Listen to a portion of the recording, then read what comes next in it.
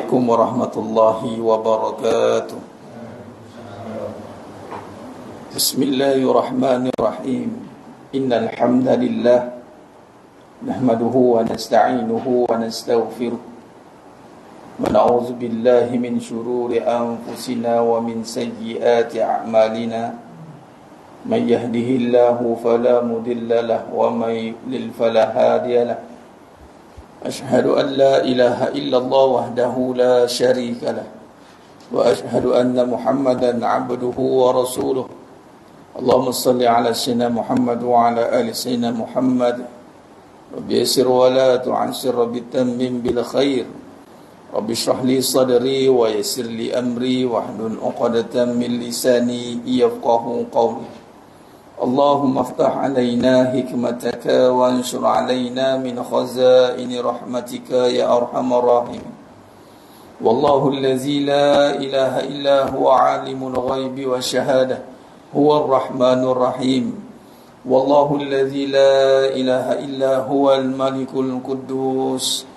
القدوس السلام المؤمن المهيمن العزيز الجبار المتكبر سبحان الله عما يشركون والله الخالق البارئ المصور له الأسماء الحسنى يسبح له ما في السماوات والأرض وهو العزيز الحكيم ولا حول ولا قوة إلا بالله العلي العظيم ولا منجا من الله إلا إليه أما بعد Ayuhal mu'minun ittaqullah usikum wa iyaya bittaqwallah faqad fazal muttaqun. Sidang jemaah yang dimuliakan Allah Subhanahu wa taala, mudah-mudahan kita semua tergolong dalam golongan hamba-hamba yang benar-benar bersyukur.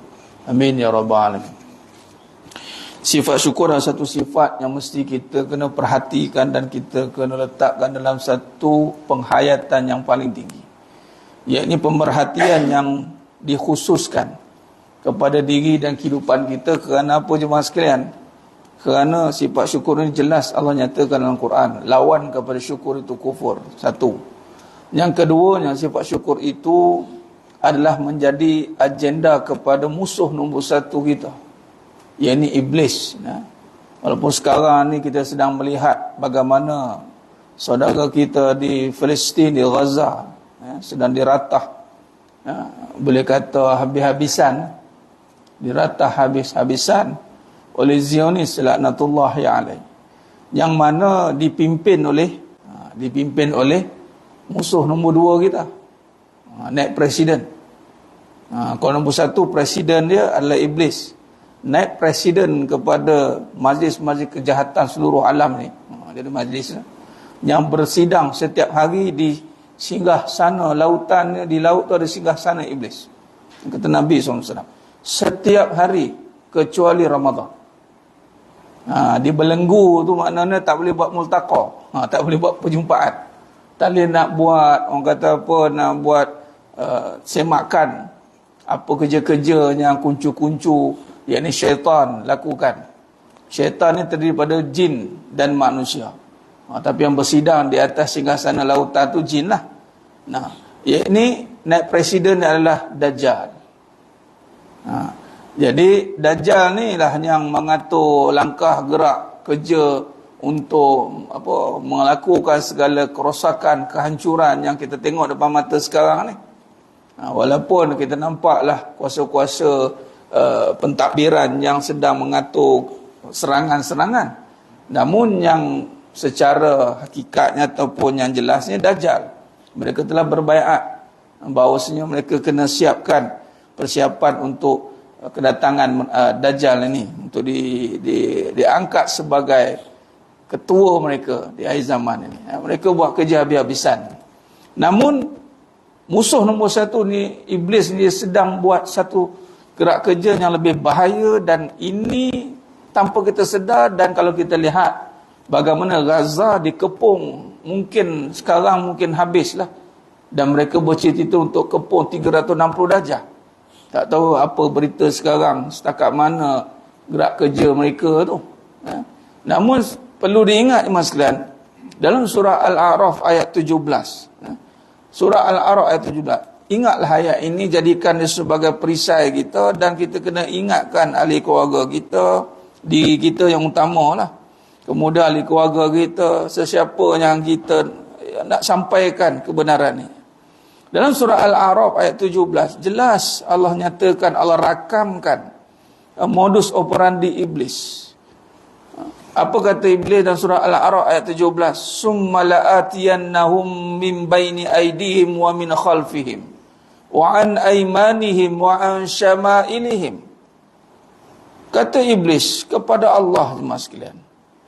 Dia bukan kata kepada kita, kepada Allah ni. Jangan main-main. Kemudian aku datangi mereka dari hadapan mereka. Aku tu, ni iblis. Aku datangi mereka dari hadapan mereka, serta dari belakang mereka, dan dari kanan mereka, serta dari kiri mereka. Cuma sekalian, ini all-rounder punya cerita ni. 360 darjah kita kena kepung. Kalau sekarang, bagaimana keadaan saudara kita di Palestin kena kepung dan panik, kita pun kena kepung, tapi relax lah. Mana lebih bahaya? Kena kepung secara zahir, yang nampak, akhirnya kita berharap kepada Allah, atau kena kepung secara batin yang tak nampak, akhirnya hancur dari dalam. Apa iblis nak buat? Wala tajidu aktsarahum syakirin, engkau tidak akan dapati kebanyakan mereka bersyukur. Ya, kita tidak panik ni mas sekalian. Sebab tu bila kita kaji hakikat kehidupan, saya mohon kepada Allah SWT, apa kata kunci yang perlu kita highlight kan? Sebab banyak, pembahasan kita luas. Tapi kita kena pegang satu perkara yang boleh kita ulang. Sebagaimana Allah SWT ulang dalam surah Ar-Rahman 31 kali. Fabi ayyi ala'i rabbikuma tukazziban, 31 kali. Ayat yang sama, di surah yang sama, dan dinamakan surah tu Ar-Rahman. Kalau kita tulis kat satu tempat itu dan kita sebut banyak kali, maksudnya chances nak tak buat tu tinggi lah. Sila tutup pintu. Mana teruk sangat tu, selalu tak tutup pintu. Asyik-asyik tutup pintu. Tutup pintu maknanya tak tutup pintu. Bila sebut fabi ayyi ala rabbikuma tukaziban, ni mak aku mana yang kamu nak dustakan? Makna kata ia menjadi satu serangan yang tanpa sedar. Kalau kita lihat Dajjal, dia buat kehancuran dari luar, namun ingat iblis buat kehancuran dari dalam. Itu sifat yang mesti kita kena perhati, dan sepatutnya kita kena risau, adakah aku ni hamba yang bersyukur? Perkataan ataupun soalan ini perlu diulang dan ulang dan diingatkan kepada diri dan pada ahli keluarga. Kenapa? Kerana ini menjadi agenda utama musuh nombor satu kita. Sekali kita kufur, inna azabi lasyadid. Dan kufur ini diterjemahkan kepada dua, kufur yang tersembunyi atau yang khafi, dan kufur yang jali, yang jelas bagaimana iblis lakukan. Dia ini, dia terus enggan secara total menentang hukum Allah. Kufur terus. Malah bila menentang hukum Allah, kana minal kafirin. Kufur ini lambat laun kalau tidak dirawat, kalau tidak diperhatikan dengan baik, dia boleh jadi jatuh kepada kafir. Dan halus, kalau kufur yang halus adalah bagaimana nak melupakan nikmat Allah. Lalu kita tidak terjemahkan nikmat menjadi taat. Dalam perbahasan hakikat kehidupan, inilah yang kita cuba lakukan. Bagaimana kita nak melihat hakikat kepada kehidupan, yang mana kehidupan kita dilihat dengan syariat kehidupan. Syariat kehidupan. Apa syariat kehidupan? Contoh makan, contoh kahwin, contoh kerja, contoh keluarga, pasangan. Yang nampaklah yang menjadi ekosistem kehidupan yang ada dalam kehidupan ni, itu syariat yang nampak depan mata. Dan sudah pasti kita tak boleh tak bersyariat.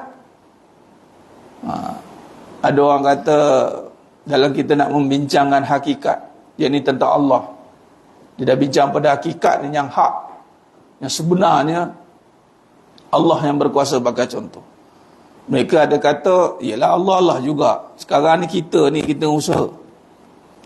Bagi saya bila kita kaji memang usaha dah. Itu pasti, syariat tu pasti. Yang tak pasti ini kita berusaha dengan Allah tidak.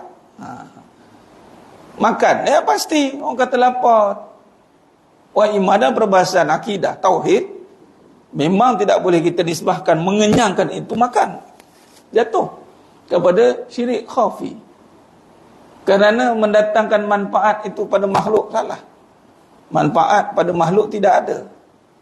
Yang memberi manfaat kepada makhluk Allah. Kenyang itu manfaat lah. Apa manfaat pada makan? Kenyang. Kenyang ni sebab makan? Tak.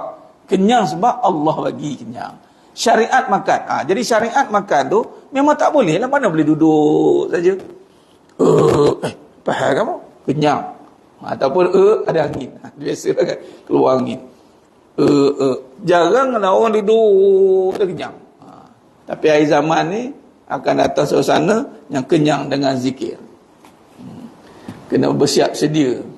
Suasana begitu akan dibuat hampir-hampir dah. Waktu PKP hampir-hampir dah.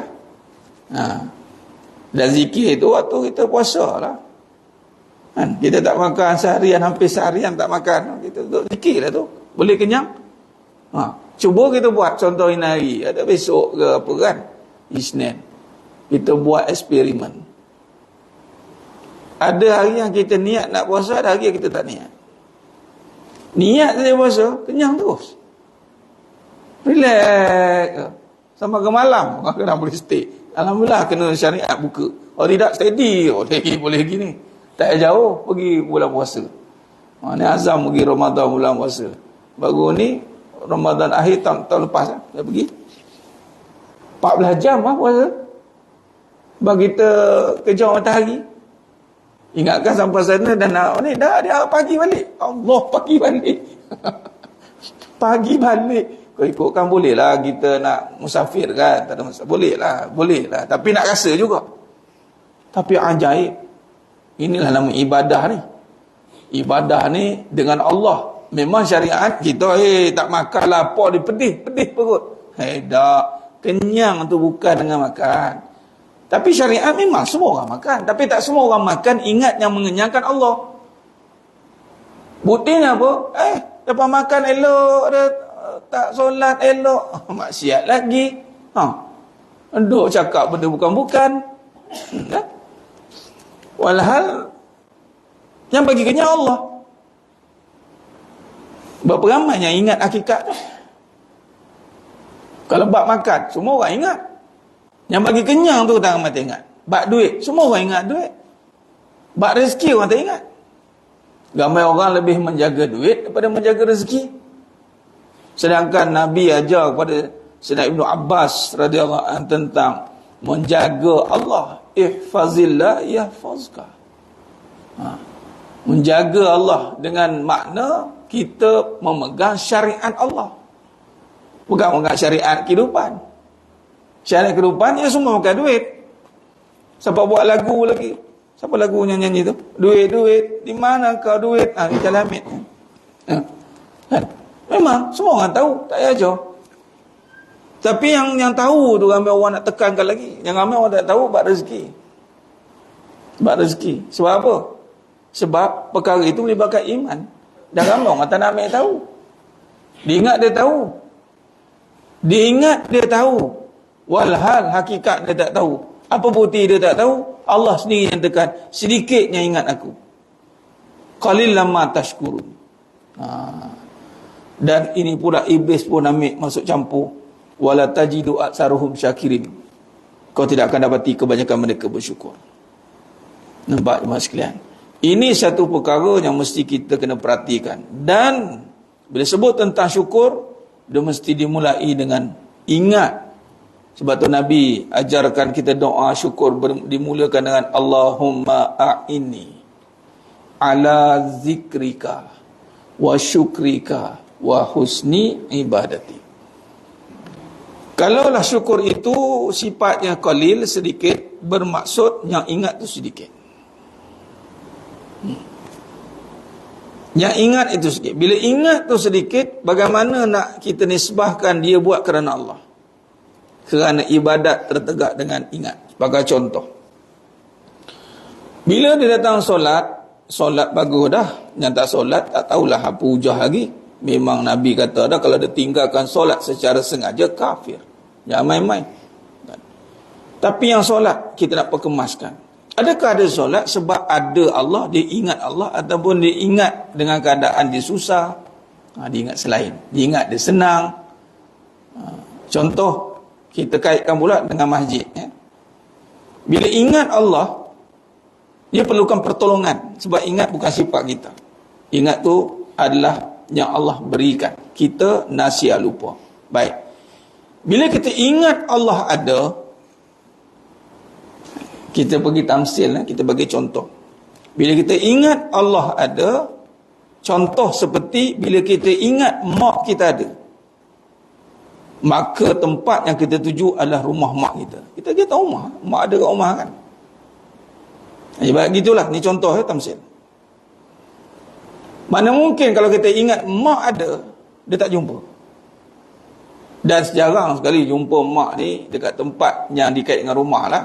Melainkan kalau kita bawa mak keluar makan, mak jalan-jalan, tu lain. Apatah lagi kalau kita nak pergi kerja, kita kena lalu jalan, kena lintas rumah mak, dan mak ada. Kalau kita ingat mak ada, macam mana pun melintas tu mesti singgah. Singgah tu bukan sebab senang, bukan sebab susah, bukan sebab apa, sebab mak ada.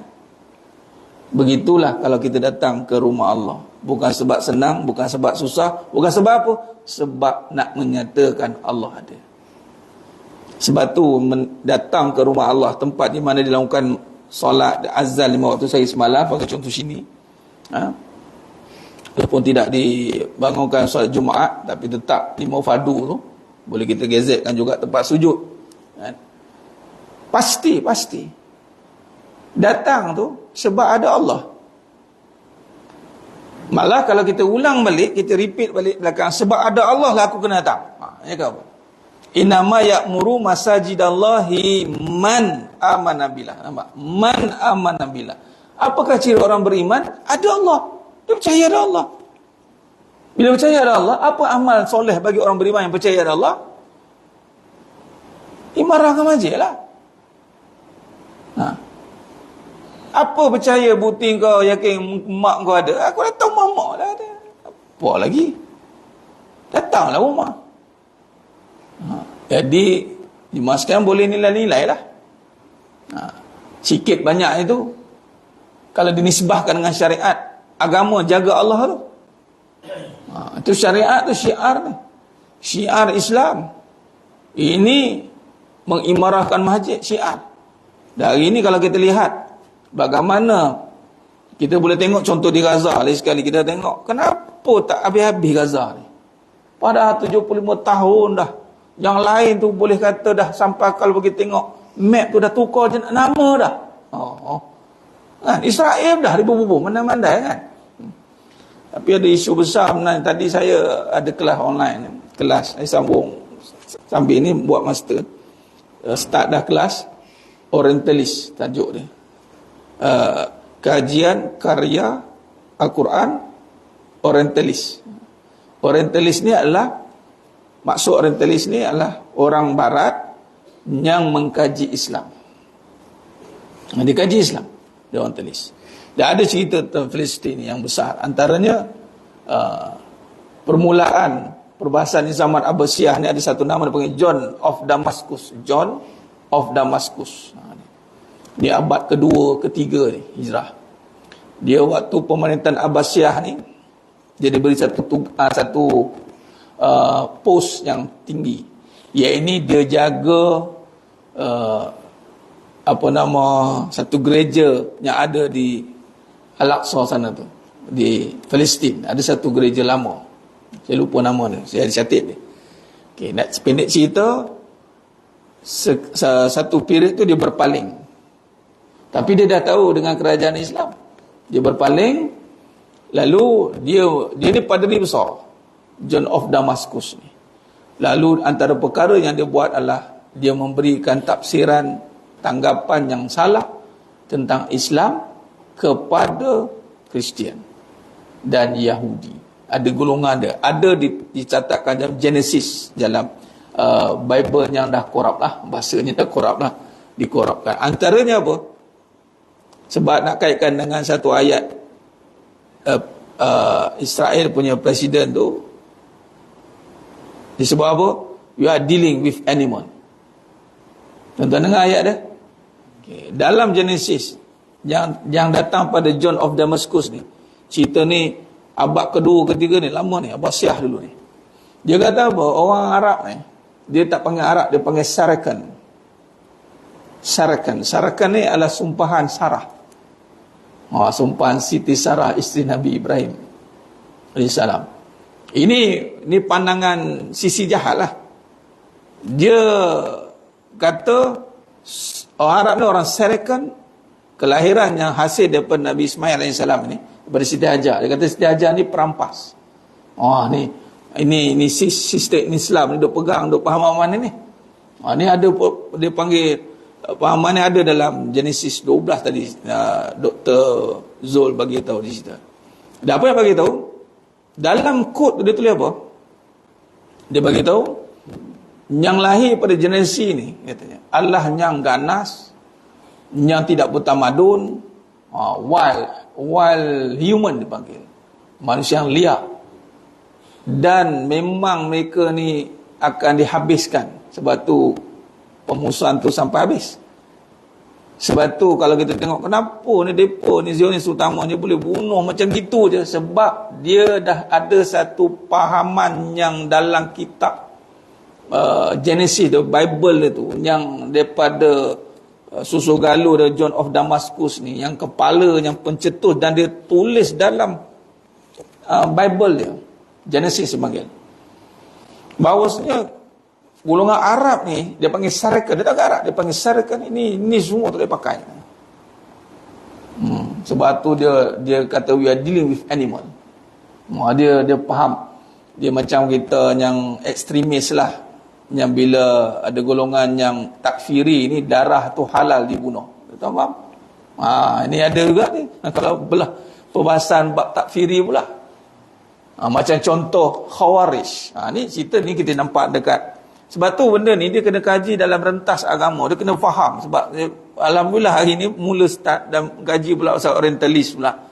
Kaji pula pasal perbezaan agama tadi, dua subjek pagi petang ni saya. Kalau tidak saya di Kuala Kangsar, tapi seorang classmate saya tu tak dapat, jadi kita buat online. Jadi antara buah pertama, dan dia Dr. Zul kata tolong bagi tahu katanya. Dia panjang lagi cerita dia ni. Dan bagi tahu dia rupanya memang ada dendam yang dah kesumat tu ada. Dan ini semua memang daripada iblis mencerita ni. Aku akan habiskan, dia akan habiskan. Dendam ni memang kita cakap lah, buatlah apa, aku kisah. Sebab tu dia apa hal ni kerah kepala tu, kerah kepala apa, dah memang dalam kitab dah kata. Macam takfiri lah, Khawarij. Bagaimana Ibn Muljam boleh bunuh Sayyidina Ali bin Abi Talib sambil Allahu Akbar? Cakap apa? Sambil bertakbir tu. Zas. Kalau tengok bagaimana Sayyidina Umar Khattab radhiyallahu anhu pun kena. Ini golongan-golongan ni jangan cek pasal. Memang ada satu pemikiran, apatah lagi yang terang-terang menentang Islam. Tapi dalam perbahasan ni juga, dalam orientalis ada sumbangan daripada kita juga. Cuba tadi cerita dia dalam pencetus pemusuhan. Ada satu sisi buruk yang rupanya telah ditanam turun-temurun masalah. Cuma ada satu golongan yang menentang ni, dia mula tak percaya. Dia panggil sekular ni yang tak percaya Bible. Golongan-golongan ni yang akan kembali kepada Islam. Dia mula macam pelik, asal ada kod ni. Kod. Jadi yang mana-mana mereka duk benci sangat, contoh ta'adud poligami ni, ni hasutan-hasutan ni. One man only for one woman. Hati-hati. Dia punya tanam tu, dia katanya Siti Hajar adalah perampas. Dia kata apa? Biasa dengan perampas sekarang ni. Walaupun tak buka Bible Genesis 12 tu punya ada. Okey. Jadi cerita habis kat situ. Ceritanya depa nak habiskan Gaza ni. Tak habis-habis sebab apa? Kerana adanya masjid. Tak boleh buat apa. Masjid dan tempatnya Allah jaga. Walaupun terlepas daripada tangan orang Islam, tetap Allah jaga. Dulu apa? Satu ketika kita PKP kan, orang tak datang. Dah buka orang tak datang. Ataupun satu ketika last kali kita baru buka masjid. Ramai marah lah kan. Bila dah buka macam tu juga. Macam tu lah. Semangat. Bila dah buka macam tu juga. Tapi ayat di sini nak bagi tahu, masjid tak perlukan manusia. Manusia yang perlukan masjid.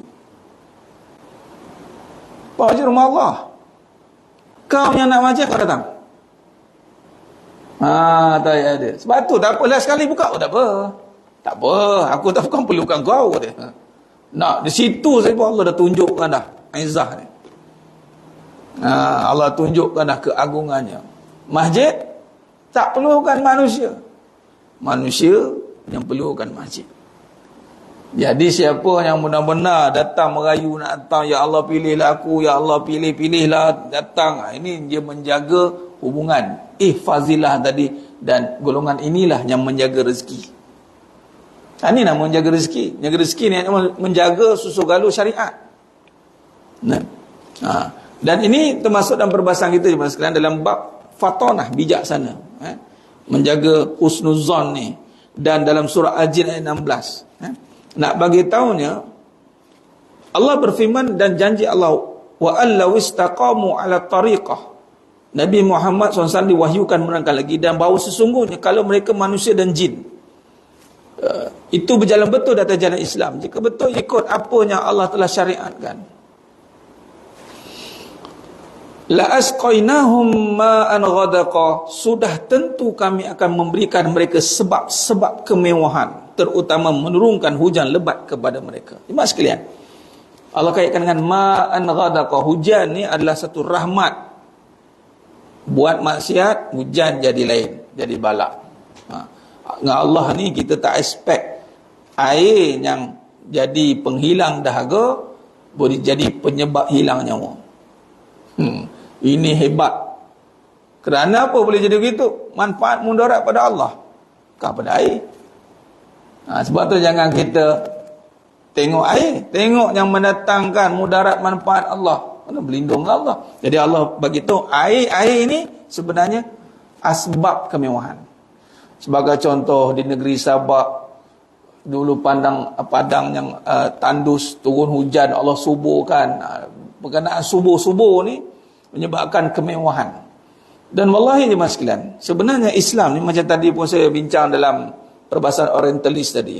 Kita kaji sejarah balik lah. Memang bak kata kelas pula student 2 orang je. Tak aku engkau, tak engkau aku. Betul lah. Memang kena tanya kan. Macam mana Ustaz? Apa pandangan? Dia guna mengaji macam tu. Ya betul ya. Nak off video tak boleh. Gerah kat situ je kan. Itu kalau online, kalau pergi pula 4 jam. Kelas ni 4 jam, satu kelas 4 jam. Kaji sejarah ni kan. Allah. Nak bagi tahu ni, Islam ni memang Allah jadikan mainly betul-betul untuk memerintah dunia. Memang sebab Allah jadikan khalifah. Memang khalifah tu pemimpin. Wa qala rabbuka lil malaikati inni ja'ilun fil ardi khalifah. Memang. Tapi perjalanan bila kita kaji balik, bak kata perbincangan kami tadi sampai keluar perkataan begini, memang padan muka. Padan muka kena. Doktor tu kata, apa padan muka kat kita lah katanya. Nak salahkan ke? Bukan salahkan. Nak bagi tahu betapa ada satu tahap kita leka. Sebagai contoh, tadi kan John of Damascus ni, dia ada eranya pula, dia panggil Peter the Venerable. Peter the Venerable. Peter nama dia. Dia ni pop berat ni. Ni geng-geng waktu paderi tengah bermaharajalela waktu ni. Sebelum zaman Renaissance. Paderi berkuasa. Berlaku sebelum perang salib. Lepas tu perang salib berlaku. Dan berlaku. Peter ni, pertama John of Damascus dia terus burukkan Islam. Dan dia lawan. Tak boleh pergi.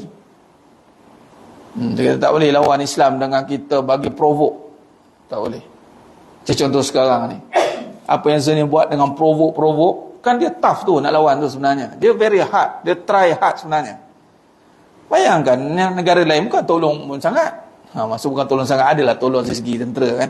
Saya cerita ni bab ketenteraan lah. Kalau ikutkan dengan Hamas je. Bayangkan nak tumbangkan seorang yang itu lagi mujahidin, siapa nama nak lupa. Yang dekat 8 jam nak tumbangkan seorang. Yang kepung kat 150 orang. Jangan jemaah sekalian, nak lawan Islam ni dengan kekuatan ni, jangan. Dia ada satu sifat yang luar biasa lah. Walaupun orang tu mungkin asal dia nampak macam biasa-biasa, tapi kalau nak menggerakkan, macam kita lah buat solidariti, kalau nak bertempik Allah Akbar keluar urat ni, nombor satu. Memang turun macam sini. Akhirnya dia buat pendekatan. Peter Venerable ni, dia kata apa? Aku nak mengenali Islam dalam kehidupan dia, kehidupan mereka. Jadi bermulalah era dia mengaji tentang Islam. Ini kacau. Ini kacau memang sekalian. Tapi satu sudut bagus sebab era dia 1120 lebih Masihi. Al-Quran pertama diterjemahkan di dalam bahasa Latin. Sebab nak sangat belajar, nak tahu sangat. Dia upah seorang beragama Kristen Katolik dan dia belajar bahasa Arab. Nampak dia punya, bayangkan maksudnya musuh ni dia nak menumpaskan kita dari luar macam sekarang ni. Orang kata apa, buat syarat dia sebenarnya. Buat galik, kita buat galik, padahal iblis dah masuk dalam dah. Faham tak sekalian? Dia buat galik dah, buat galik. Padahal dia dah masuk dalam. Rupanya dia dah masuk, start dalam, dia dah kaji dah perangai orang Islam macam mana. Dan kebanyakan saya tanya, doktor, mereka ni kaji Al-Quran ni, mereka masuk Islam. Tak, kebanyakannya mati kafir. Tapi sungguh ngaji tu. Sampai kaji, sampai tafsir, bukan tafsir, terjemahkan. Saya kata tak, bukan dia tafsir, dia terjemahkan. Bahasa Arab, bahasa Latin. Dia pun kata antara bahasa yang kita digalakkan untuk kuasai, bukan bahasa Inggeris kata. Bahasa Inggeris ni bahasa apa kata? Bahasa pajam ke apa? Bukan. Bahasa hamba ke? Bukan. Yang bahasa antara zaman dulu Latin, France, Jerman.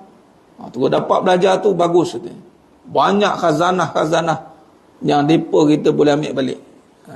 Ya, okey. Baik, masuk kata Islam ni kuat. Allah kata kuat. Sebab apa? Sebab kita berurusan dengan Allah. Kita deal dengan pencipta. Macam kita bisnes. Orang trading ambil dah sampai ke 4. Trader nombor 1, nombor 2, nombor 3 dah ke 4. Kita ke penghilang terus. Sas pergi. Kalau kita terus ke penghilang, kita cakap apa? Kita control the market lah. Macam sekarang lah kan. Kita masa untuk kita bila sebut isu-isu yang berbangkit sekarang ni.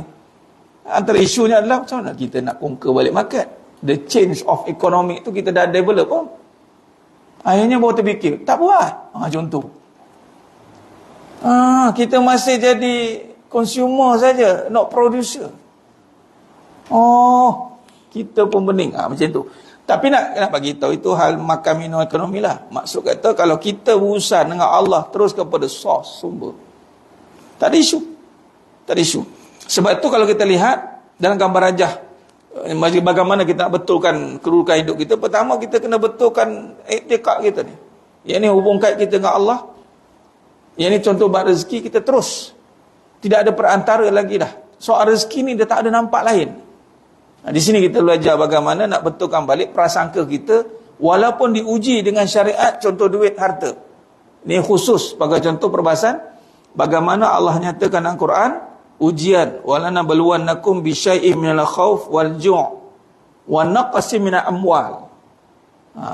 Allah akan campakkan dalam hati kita ni perasaan takut sedikit tentang lapar, tak makan.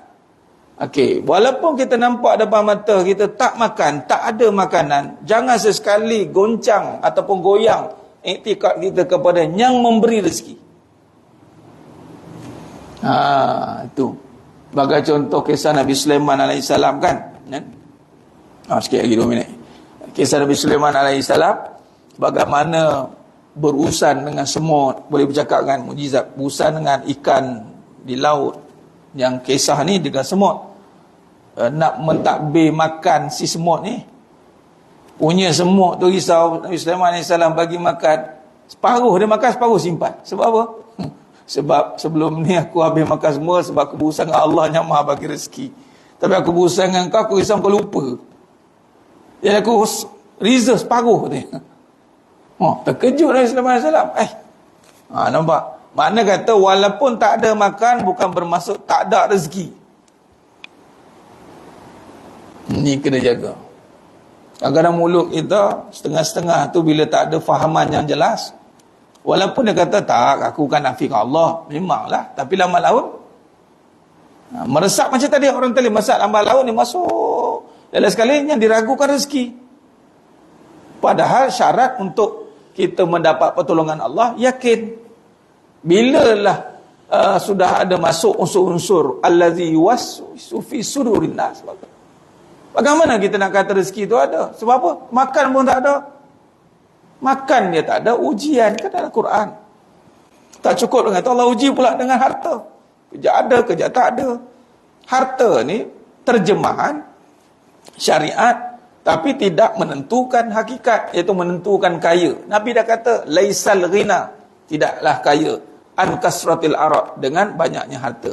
Walakinnal ghina, akan tapi kaya itu ghinan nafs, dengan jiwa. Begitu jemaah sekalian.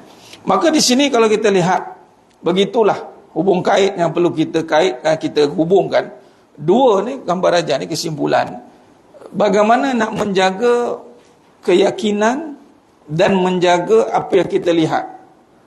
Walaupun apa yang kita lihat itu dalam bentuk yang berlawanan dengan apa kita faham. Tapi percayalah, fahaman kita tu pastikan benar. Iaitu sebagai contoh, habis semua perkara di dunia, tapi jangan sampai menafikan Allah yang ada. Allah ada. Ini kekuatan umat Islam ni. Kekuatan umat Islam. Sehingga kan kalau kita lihat dalam kajian agama kan, ni saya tengok sendirilah.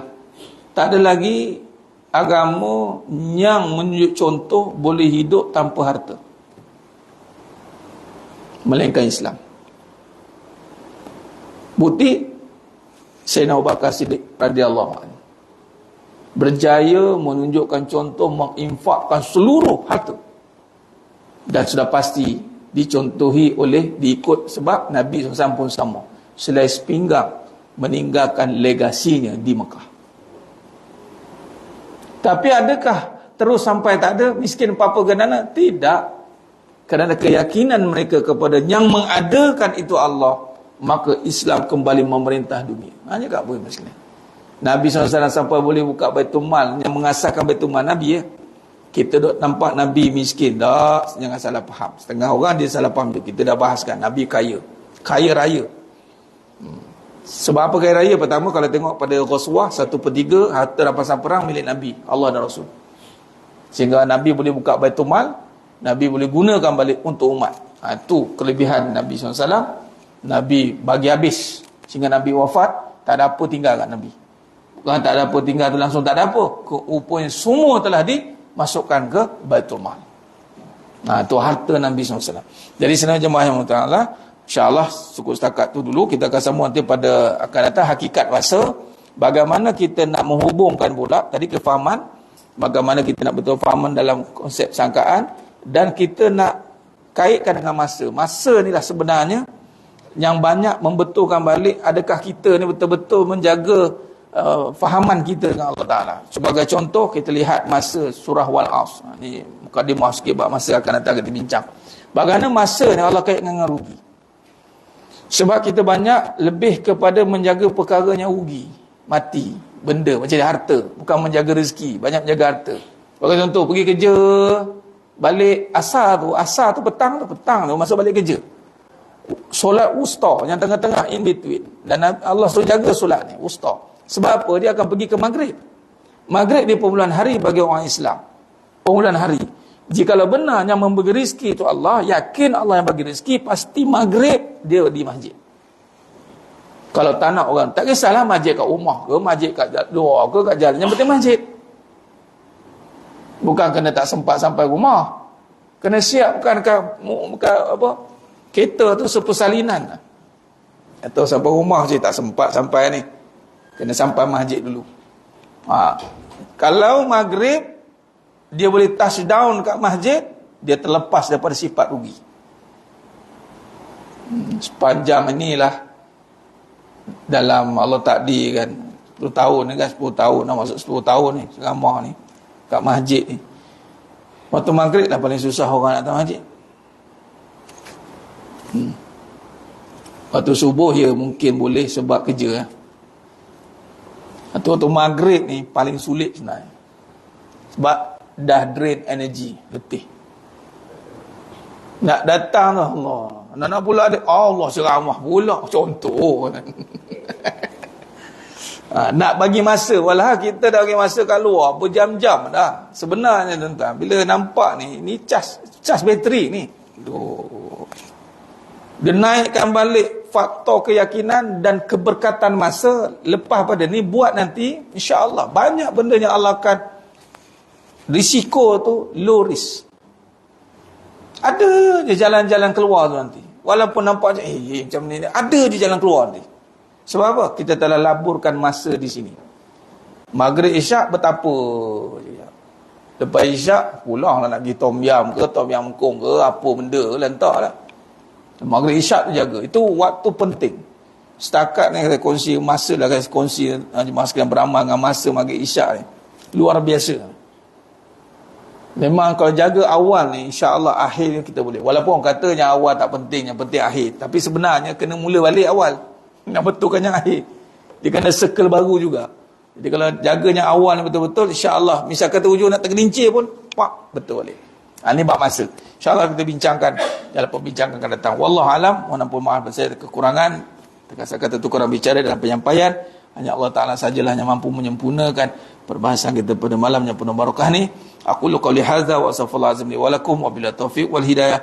Assalamualaikum warahmatullahi wabarakatuh. Tangguh dengan tasbih kafarah nusratul as. Subhanakallahumma wa bihamdi asyhadu an la ilaha illa anta astaghfiruka. Bismillahirrahmanirrahim. Wal 'asri innal insana fi khusr. Lillazina amanu wa amsalihat wa tawassaw bil haqq wa tawassaw bis sabr. Wallahu a'lam bis shawab. Takbir. Allahu akbar.